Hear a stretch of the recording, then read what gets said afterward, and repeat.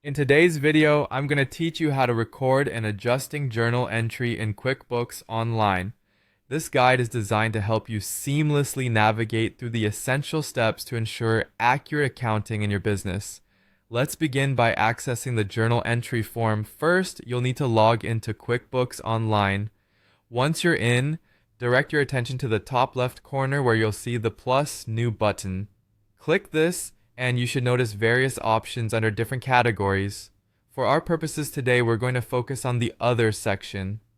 Here, select Journal Entry. This is where the magic happens, allowing you to record essential financial adjustments that your accountant or you may notice need to be implemented. Now, let's move on to creating the adjusting entry itself. It's crucial to set the right date for your journal entry to correspond with when the adjustment should be reflected in your accounts. You'll find this at the top of the form labeled as the journal date. Once the date is set, let's turn our attention to the account column. Here, select the specific accounts affected by this adjustment, ensuring each selection accurately reflects the nature of the transaction you're entering. As you enter the accounts, you'll also need to enter the appropriate amounts in the debits and credits columns. Remember, one of the core principles of double entry accounting is that debits must always equal credits. If these amounts don't balance out, your journal entry won't be accurate, and it could lead to discrepancies in your financial statements. Don't forget to add a clear description for each line. This step is often overlooked but is very helpful, especially when reviewing or auditing entries later on.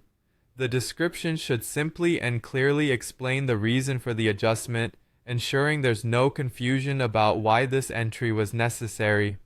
Optionally, you may choose a name if the transaction is linked to a specific customer, vendor, or employee. This too can provide helpful context for anyone reviewing your entries. When you've entered all the necessary details, take a moment to review everything for accuracy. It's essential to double check that the numbers add up and are correctly categorized.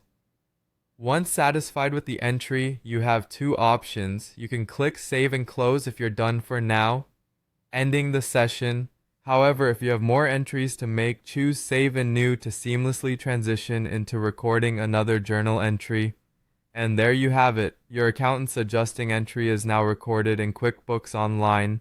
If you need more help with common types of adjusting entries, or if you'd like me to walk you through reviewing your entries, feel free to let me know. This concludes the video on how to record an adjusting journal entry in QuickBooks Online. Thank you for watching, and I hope you found this guide helpful.